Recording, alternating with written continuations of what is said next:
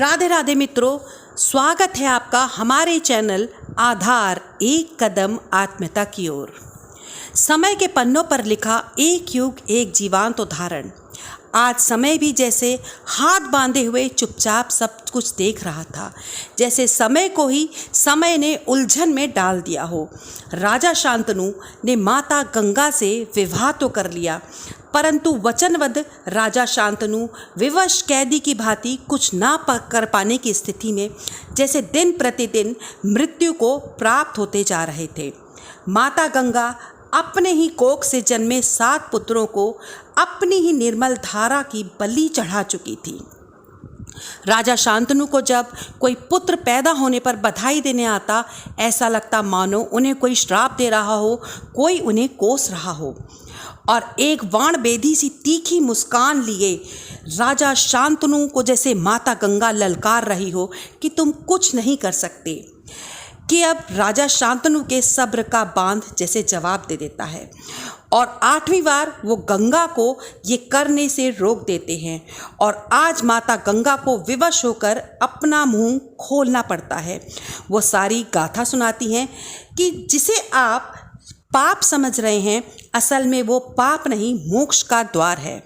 माता गंगा बताती हैं, महाराज आज आप, मैं ब्रह्मापुत्री गंगा और हमारी संतान यहाँ ईश्वर के आशीर्वाद से नहीं आए, हम सभी पृथ्वी लोक पर श्राप भोग रहे हैं।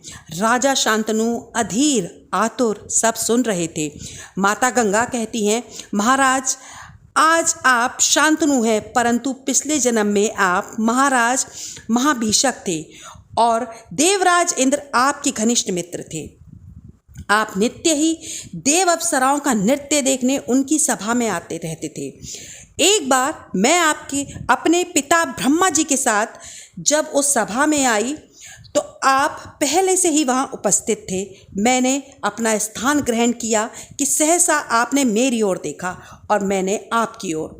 सभा समाप्त हो चुकी थी, अप्सराएं भी जा चुकी थीं कि आप और मैं न जाने किस लोक में खोए हुए थे कि मेरे पिताजी को इस बात पर क्रोध आ गया। वो बहुत क्रोधित हुए और उन्होंने सभा में शालीन आचरण न होने के कारण उन्होंने हमें श्राप दे दिया। हम दोनों को ही श्राप देते हुए उन्होंने कहा, यह स्वर्ग छोड़कर तुम पृथ्वी लोक पर जन्म लोगे। आप वचनबद्ध थे कि कभी मुझसे कोई प्रश्न नहीं करेंगे, परंतु आज आपने प्रश्न पूछकर मुझे मेरे श्राप से मुक्त कर दिया और मेरे जाने का समय हो गया है।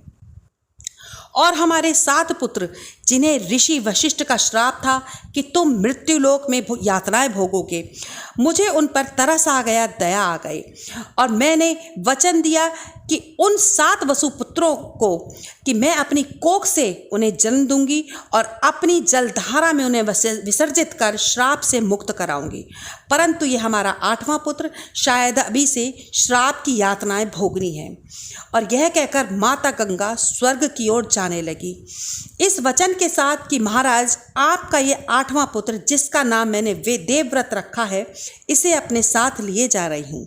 समय आने पर मैं आपको इसे सौंप दूंगी। और इस प्रकार माता गंगा महाराज शांतनु की दृष्टि से ओझल हो गई।